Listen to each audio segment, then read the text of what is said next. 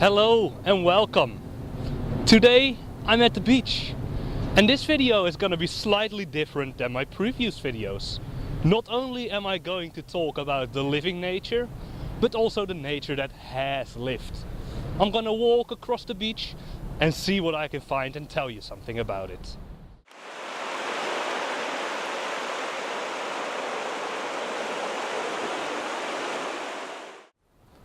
What you're going to find at the beach is largely dependent on where the wind has been coming from. A wind coming from the sea into the land means that lots of stuff that float on the water will wash up on the shore.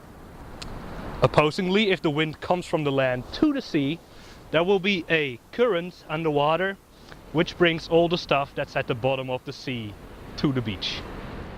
One of these objects that floats on the water surface are empty shark eggs. We actually have 10 species of sharks swimming in the North Sea.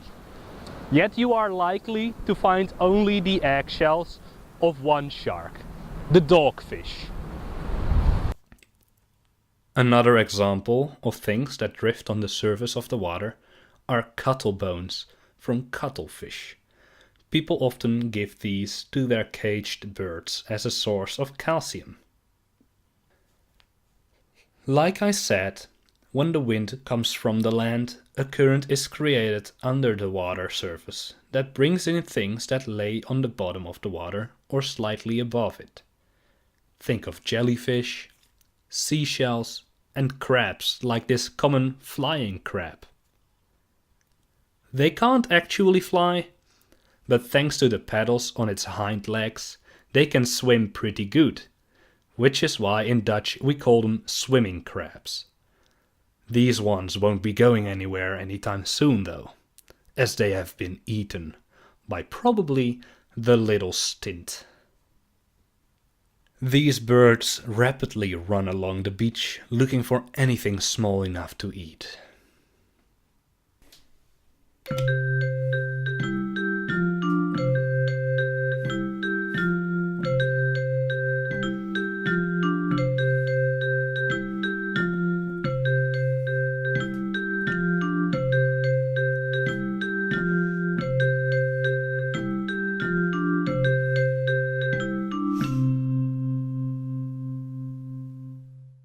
And that wasn't the only meal that these birds got.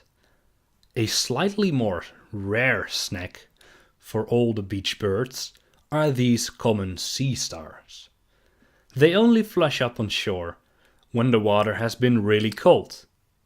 Due to the low temperature, the sea stars won't be able to hold on to the rocks and they end up on the ocean floor, helplessly drifting off to the shore.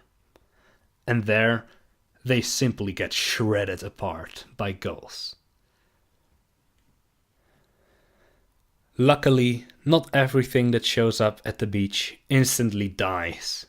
Amongst all the empty shells, you might find slipper shells. Not exactly the most exciting animal to look at. They don't show a lot of activity. In fact, they hardly ever move because the shape of their shell adapts to the surface they are stuck to. However, some slipper shells have found a nice transport method. They just stick to the shell of a sea snail. Doesn't sound like the fastest taxi company to me, but I guess it's better than walking. And that was that. I hope you enjoyed watching. I hope you learned something. Maybe now if you find something at the beach, you'll know more about it.